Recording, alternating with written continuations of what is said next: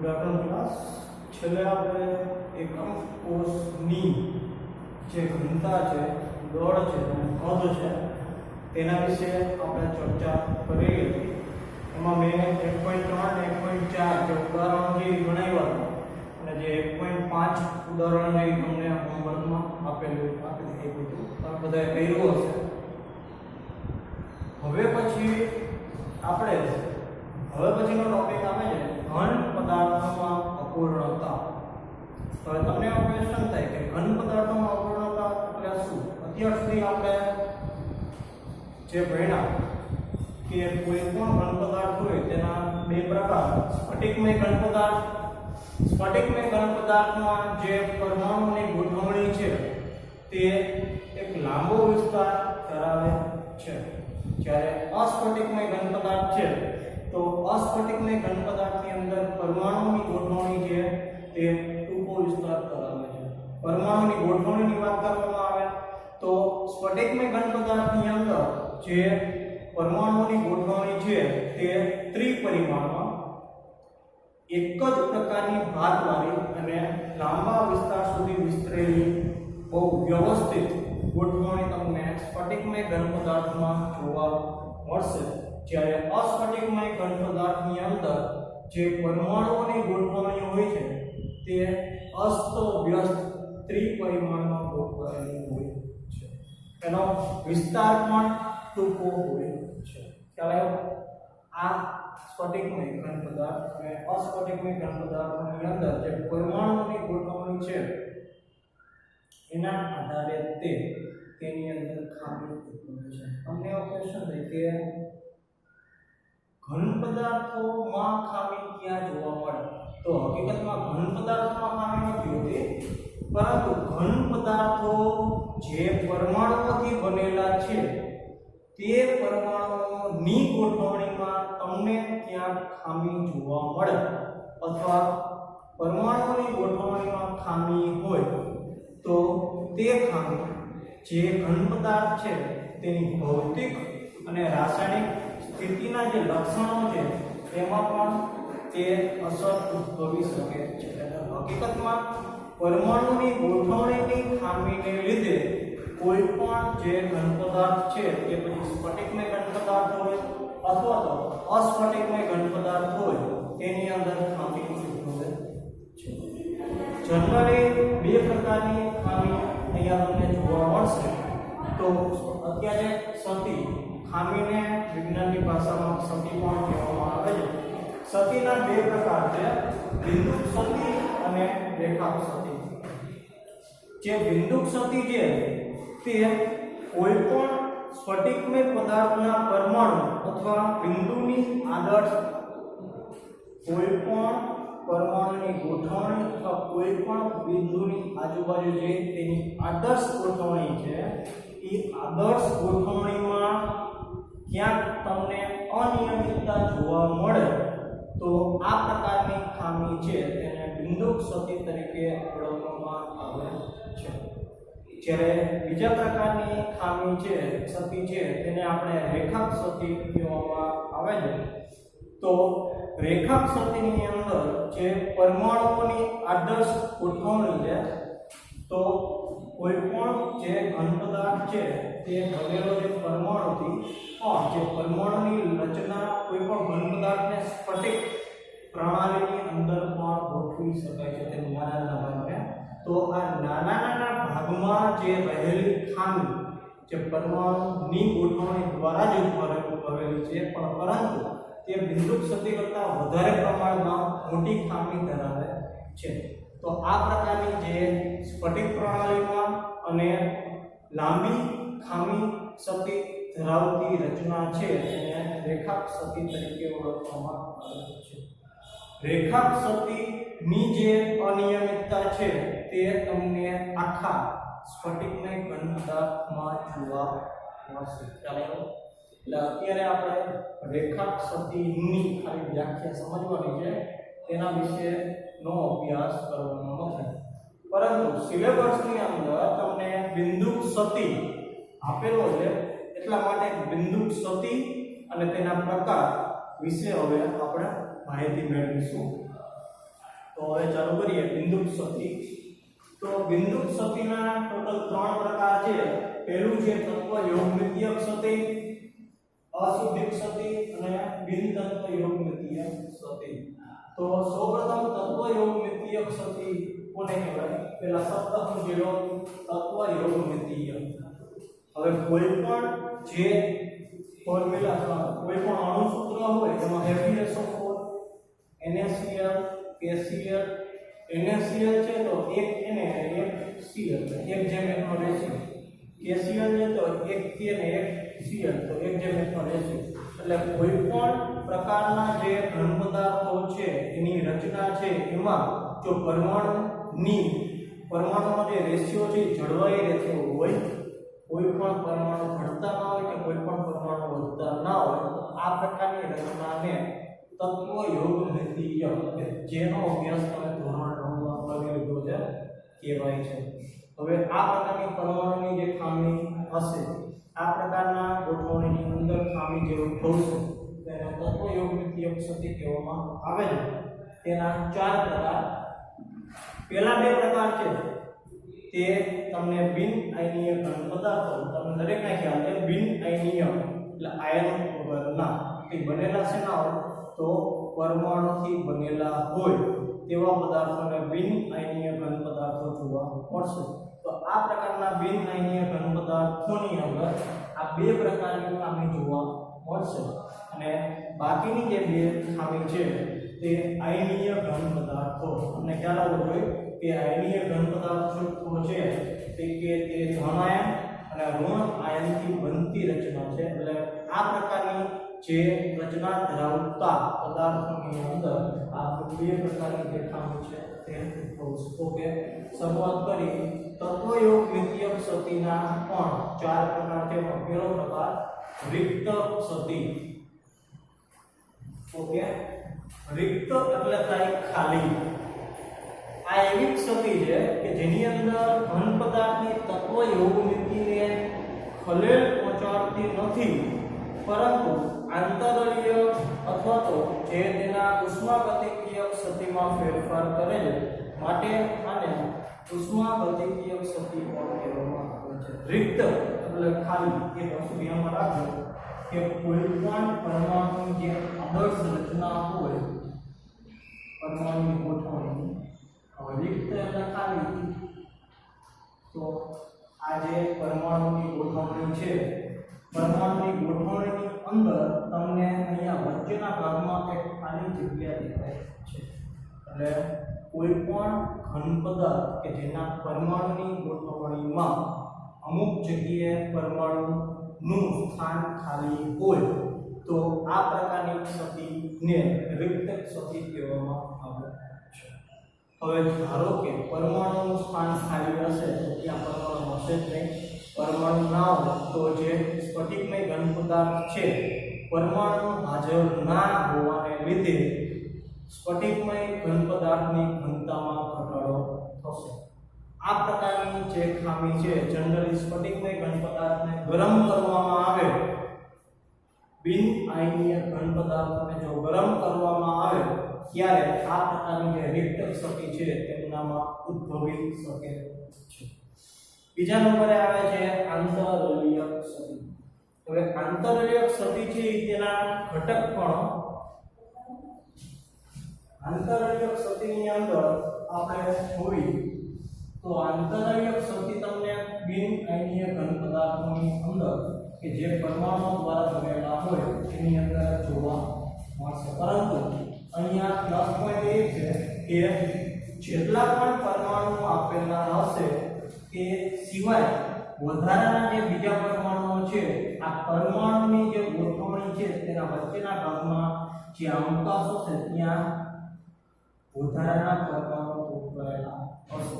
તો આવી રીતે કોઈ પણ આદર્શ પરમાણુની રચના સિવાયના જે વધારાના પરમાણુ આંતરલીય એટલે અંદરના ભાગમાં કે જ્યાં ખાલી જગ્યા છે ત્યાં જો વધારાના પરમાણુ ગોઠવાયેલા હોય તો આ પ્રકારની સતીને આંતરલીય સતી કહેવામાં આવે છે.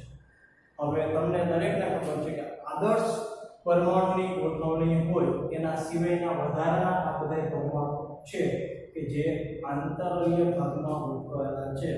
તો આંતરીય ભાગમાં ગોઠવાયેલા પરમાણુ હોવાથી આ પ્રકારના જે બિન આયનીય ઘન પદાર્થો હશે તેની ઘનતામાં વધારો થશે, કેમ કે વધારાના પરમાણુ પણ તેની સ્ફટિક રચનામાં ભાગ લે છે એટલા માટે. આમ રિક્ત અને આંતરીય ક્ષતિ સમજાવ્યા કે જે બિન આયનીય ઘન પદાર્થોમાં જોવા મળે. હવે આપણે આયનીય ઘન પદાર્થો કે જે ધન આયન અને ઋણ આયનથી બનેલા હોય છે તેની વાત કરીએ. એમાં પહેલી ક્ષતિ આવે છે ફ્રેન્કલ ક્ષતિ. આ ક્ષતિનું બીજું નામ છે વિસ્થાપન ક્ષતિ. હવે આ ક્ષતિ છે તે જનરલી તેના જે સ્થાન છે એ સ્થાનમાં ફેરફાર થઈ જાય. આ ક્ષતિ છે તે આંતરીય ક્ષતિ જેવી જ છે. એમાં શું હોય છે કે કોઈ આયનીય ઘન પદાર્થોની અંદર જે ધન આયન અને ઋણ આયનથી બનતી રચના છે એ સિવાયની ધન આયન અને ઋણ આયનથી બનતી રચનામાં જે વચ્ચેના ભાગમાં છિદ્ર આવેલા છે તો આ છિદ્રમાં વધારાના આયનો ગોઠવાયેલા હશે. આ જે નાના આયનો છે પોતાના સામાન્ય સ્થાનમાંથી આંતરીય સ્થાનમાં ગોઠવાયેલા હોય છે, માટે તે રિક્ત ક્ષતિ તેના મૂળ સ્થાને ઉપજાવે છે અને આ નવા સ્થાને આંતરીય ક્ષતિ ઉદ્ભવે છે. કહેવાનો મીનિંગ શું છે કે આ પ્રકારના જે ધન આયનો હોય, આ પ્રકારના ધન આયનોની અંદર શું થાય છે કે આ જે ધન આયન છે એ પોતાની જગ્યા ખાલી કરી દેશે અને વચ્ચેના ભાગમાં જે જગ્યા છે ત્યાં ગોઠવાઈ જશે. એટલે એક જ પ્રકારના આયનીય ઘન પદાર્થની અંદર રિક્ત ક્ષતિ પણ ઉદ્ભવે અને આંતરીય ક્ષતિ પણ ઉદ્ભવે. કેવી રીતે? તો આ આયન છે એના પોતાનું સ્થાન ખાલી કરી દીધું, પણ સ્થાન ખાલી હોય તો તેને કહેવાય રિક્ત ક્ષતિ. અને અહીંનો જે આયન હશે એ ગયો ક્યાં?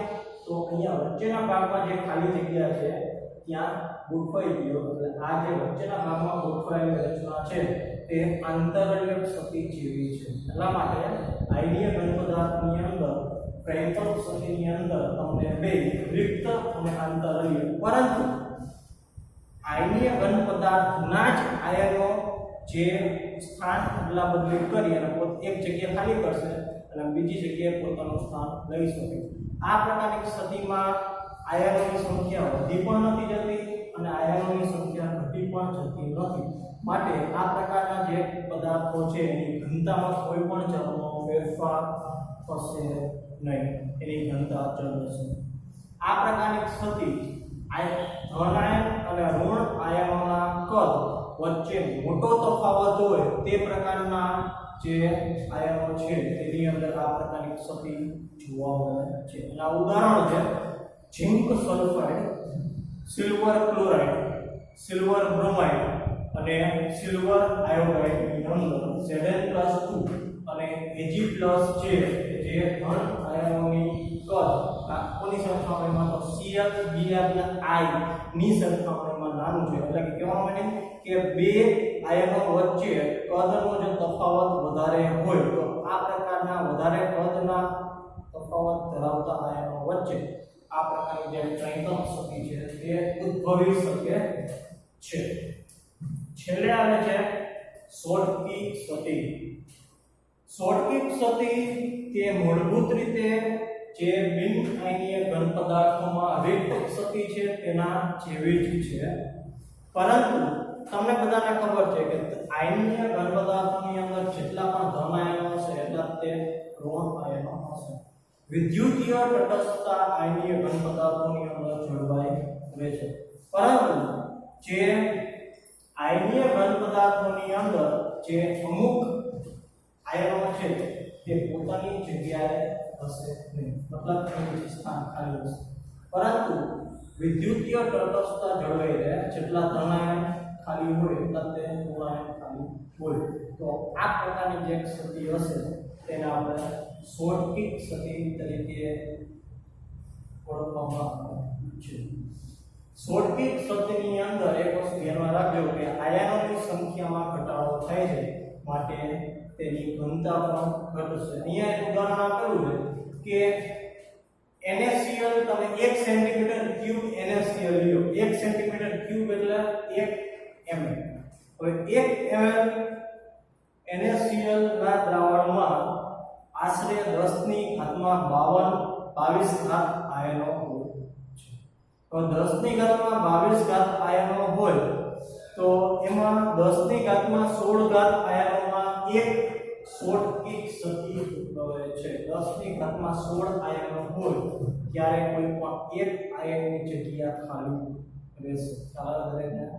એટલે ધન આયન અને ઋણ આયન લગભગ સરખા કદના હોય તેવા આયનીય ઘન પદાર્થોની અંદર શોર્ટકિક સદી ઉદ્ભવે છે. એના ઉદાહરણો છે NaCl, KCl, CHCl અને AgBr કે જેની અંદર આ પ્રકારના સરખા કદ ધરાવતા આયનો વચ્ચે તમને શોર્ટકિક સદી ઉદ્ભવે છે. એક બીજું એક ઉદાહરણ છે AgBr સિલ્વર બ્રોમાઇડ એક એવો પ્રકારનો આયનીય ઘન પદાર્થ છે કે જેની અંદર ફ્રેન્કલ સદી અને શોર્ટકિક સદી બંને પ્રકારની સદી અહીંયા ઉદ્ભવશે. ઓકે, હવે આપણે તત્વયુગ્મિક સદી પૂરી થઈ છે. બીજા નંબરે આવે છે અશુદ્ધિ સદી. અશુદ્ધિ સદી સમજવા માટે સૌપ્રથમ NaCl ના જલીય દ્રાવણમાં જો SrCl2 ઉમેરવામાં આવે, હવે SrCl2 ઉમેર્યા પછી તેનું સ્ફટિકીકરણ કરવામાં આવે છે.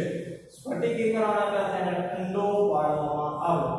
તો એક વસ્તુ ધ્યાનમાં રાખજો, બેની રચના પહેલા સમજી લો. NaCl માં Na છે તેનો ઓક્સિડેશન આંક +1 છે, જ્યારે SrCl2 માં જે Sr નો ઓક્સિડેશન આંક +2 છે.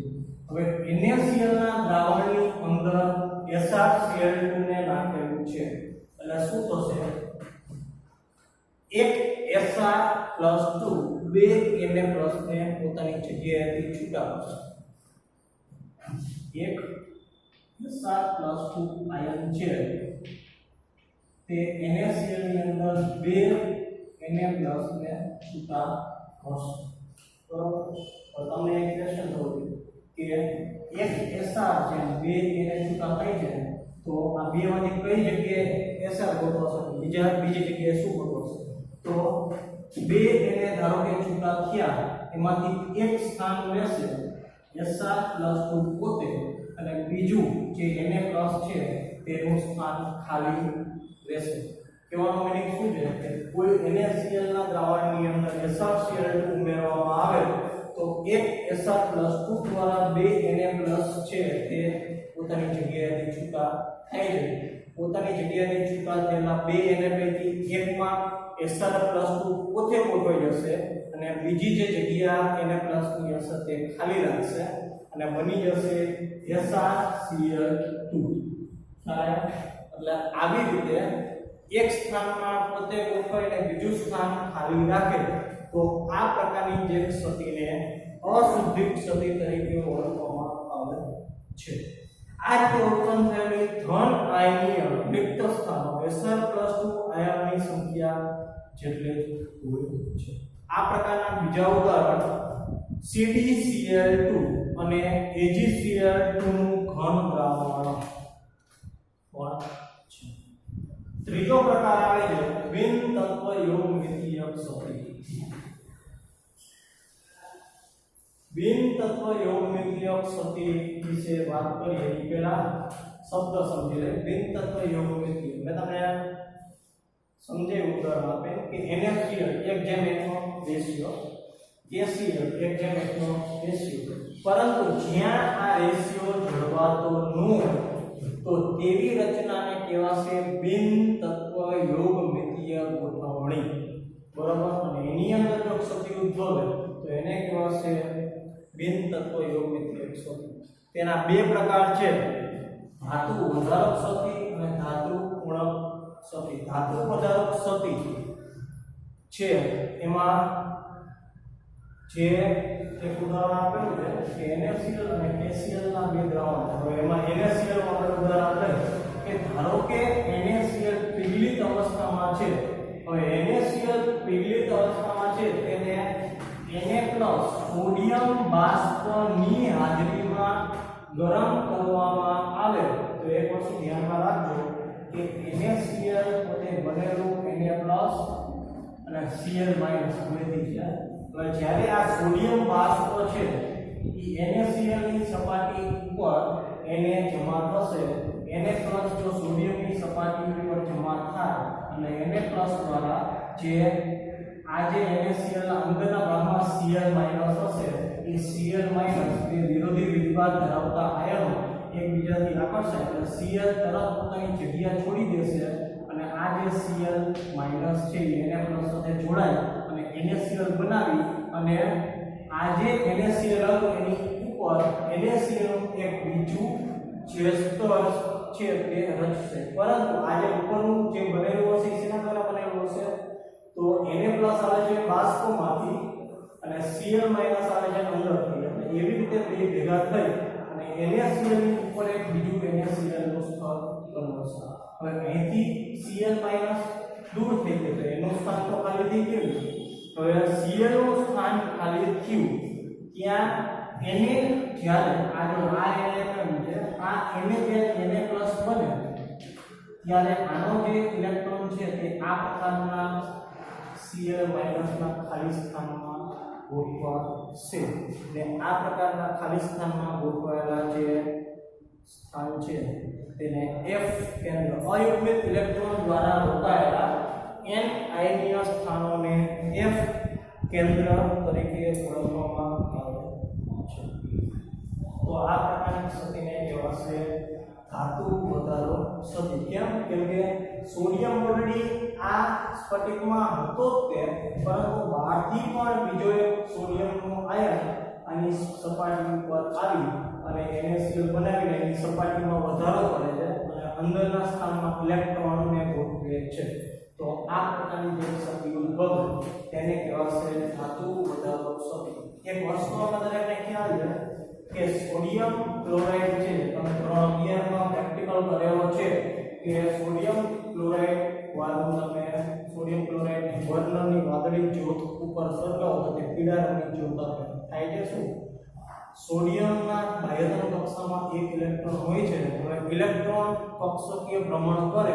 હવે જ્યારે હીટ આપવામાં આવે ગરમી આપવામાં આવે ત્યારે ઇલેક્ટ્રોન છે એ પોતાની કક્ષામાંથી ઉપરની કક્ષામાં કૂદશે અને ઉપર કૂદશે તે દરમિયાન જેટલી પણ ઊર્જા આપણે તેને દેશું તે ઊર્જા ગ્રહણ કરશે. હવે તમને બધાને ખબર છે કે ઇલેક્ટ્રોન ઉપરની કક્ષામાંથી ફરી પાછો તે નીચેની કક્ષામાં આવવાનો છે. હવે જ્યારે પોતાની કક્ષામાં તે પોતાની મૂળ જગ્યાએ પાછો ફરશે ત્યારે પોતે સ્વીકારેલી જેટલી પણ ઊર્જા છે તેને ફરી પાછી વાતાવરણમાં છોડી દેશે અને આ જે છોડેલી ઊર્જાનો રંગ છે તે પીળો આપશે. એટલા માટે એમ કહેવાય છે કે સોડિયમ ક્લોરાઇડ મીઠાને ગરમ કરતા તે પીળા રંગની જ્યોત આપે છે. તો આ જ્યોત કસોટીનો એક ભાગ છે કે જે તમે ધોરણ 11 ની અંદર લેબોરેટરીમાં કરો છો. સોડિયમ ક્લોરાઇડ સિવાય KCl નો સ્ફટિક છે એમાં પોટેશિયમ પણ જાંબલી રંગનો જો પોટેશિયમ ક્લોરાઇડને પણ સળગાવવામાં આવે તો પોટેશિયમ પણ જાંબલી રંગ આપે છે. આમ ઝિંક ઓક્સાઇડને માટે જો ગરમ કરવામાં આવે તો ઝિંક ઓક્સાઇડ પોતે સફેદ સ્વરૂપે તો ગરમ કરતા અંદરથી ઓક્સિજન ઉડી જાય અને Zn છે Zn+ માં રૂપાંતરિત થશે ત્યારે તે પીળા કલરમાં રૂપાંતરિત થાય છે. આમ આ થઈ ગઈ ધાતુ વધારો સ્થિતિ. હવે આવે છે ધાતુ ઉણપ સ્થિતિ. ધાતુ ઉણપ સ્થિતિ ની અંદર સૌથી પહેલા તમારે અવતરણ જોવાનું છે.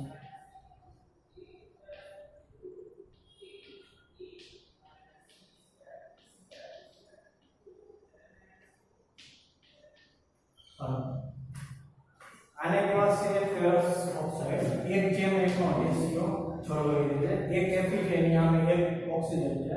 હવે અહીંયા જો Fe 0.96 રેશિયો કયો તો 0.96 જેમ કે 1:1 નો રેશિયો જળવાય તો એને કહેવાય તત્વ યોગ મિથિલિયન. પરંતુ અહીંયા એક ઓક્સિજનની સામે Fe કેટલા છે તો 0.96 Fe છે. ઘટાડો કેટલો છે 0.04 Fe નો ઘટાડો છે. તો આ જે 0.04 Fe ઘટેલા છે તે પૂર્ણસ્વ ઘટાડો દર્શાવે છે. તો આ પ્રકારની ઘટાડો હોય તેને કહેવાય ધાતુ ગુણોત્સર્ગ. બીજું સૂત્ર જુઓ, રેશિયો કયો થશે 0.94 જેમ કે એક ઓક્સિજનની સામે કેટલા Fe છે તો 0.94, ઘટાડો કેટલો છે 0.06 જેટલો. ખ્યાલ આવ્યો?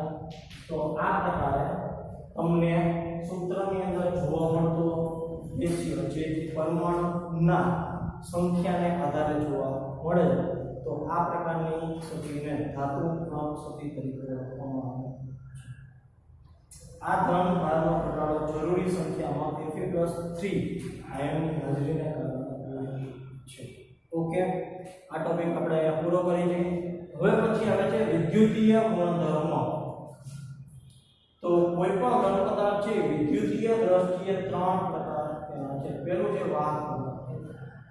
એની વ્યાખ્યા તમને કહી દો કે કોઈ પણ ઘન પદાર્થ હોય એની અંદરથી વિદ્યુતનું વહન થઈ શકે તો તે પ્રકારના ઘન પદાર્થને વાહકતા કહેવામાં આવે. વાહક ઘન પદાર્થો કહેવામાં આવે છે. પરંતુ અહીંયા તમને માપ સહિત તો વાહકતા કેટલી હોવી જોઈએ તો 10⁴ થી 10⁻7 પ્રતિ ઓહમ ઇન્ટુ મીટર જો વિદ્યુતની વાહકતા હોય તો તેવા વાહક પદાર્થોને વાહક ઘન પદાર્થો કહેવામાં આવે છે.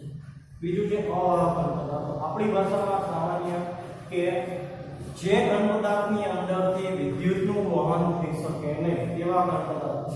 પણ થોડે ઘણા અંશે વિદ્યુતનું વહન થાય છે. થોડો ઘણો અંશ કેટલો કે 10⁻20 થી 10⁻10 પ્રતિ ઓહમ ઇન્ટુ મીટર જો વાહકતા હોય તો તેવા ઘન પદાર્થોને અવાહક ઘન પદાર્થો કહેવામાં આવે છે. એનું ઉદાહરણ છે ગ્રેફાઇટ, લાકડું. અર્ધવાહક ઘન પદાર્થો, અર્ધવાહક કે જેની બાહ્યતા કક્ષામાં 4 ઇલેક્ટ્રોન છે, થોડે ઘણે અંશે એની અંદર વિદ્યુતનું વહન થઈ શકશે તો 10⁻6 થી 10⁴ પ્રતિ ઓહમ ઇન્ટુ મીટર ની જે ઘન પદાર્થ અર્ધવાહકની વાહકતા હોય તો તેવા અર્ધવાહક તેવા ઘન પદાર્થો અર્ધવાહક ઘન પદાર્થો કહેવામાં આવે છે. જેનું ઉદાહરણ છે સિલિકોન, જર્મેનિયમ વગેરે. ઓકે, તો વિદ્યુત ભારની દ્રષ્ટિએ ઘન પદાર્થના 3 પ્રકાર આપણે જોયા. હવે પછીના લેક્ચરમાં ધાતુ અને અર્ધવાહકોની અંદર વિદ્યુતનું વહન કેવી રીતે થાય તે જોવાનું છે.